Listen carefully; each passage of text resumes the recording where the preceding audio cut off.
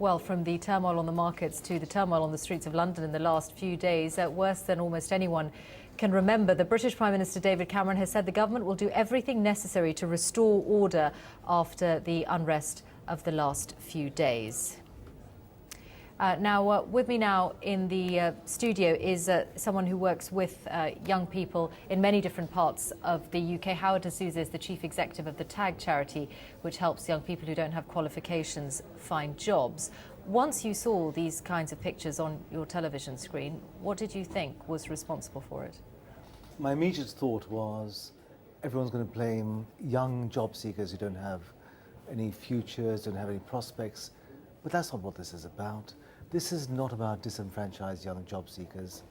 It's about young men and women who are disengaged with society. You know, they're out there, they get a buzz, they get a kick out of looting, out of stealing, out of burning buildings down. Are these the kinds of young people that you work with? No. How can you be so sure? Because I know the young people I work with are people who want to be part of society. They have a deep sense of community. They would not burn their high streets down. They're not greedy. They understand that they have to work to get the things that they want. You know, the Sunday supplements is what's, you know, they all want to yearn to.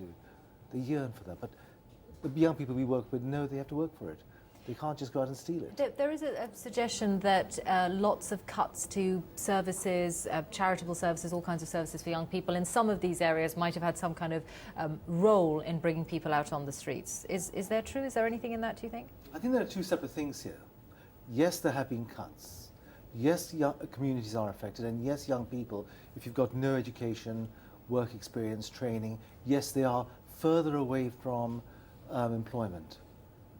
But that has got nothing to do with what's happening at the moment. You know, the example I was thinking about this morning. The example I can cite is about 10, 15 years ago, there was lots of violence around football pitches. That wasn't about football fans rioting. It was about a group of people who wanted to have a punch-up. That's what this is about. But there is sometimes an overlap between the two groups, and I was speaking to someone earlier who does similar work to what you do, work with young people in deprived communities, who essentially says that this needs to be looked at in a broader historical context, and that he wasn't surprised to see people out on the streets like this. Were you surprised? I'm not surprised to see people out in the streets, but it's nothing to do with young job seekers. And what I'm worried about is that all young people are going to be tarnished with this brush. You know, when they see a young face come through the door, employers are going to think, was this person out rioting last night? And so it makes your job harder? It does. Where does that leave you then? I mean, because are you worried that, I mean, I assume funding's not easy in a time like this. Does it mean that there's going to be more pressure?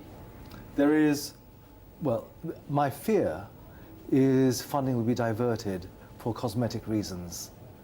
In other words, there is a profound issue of young people who can't find employment because they don't have the employability skills, they don't have the technical skills. Those are profound issues that we have to address and that we have been addressing.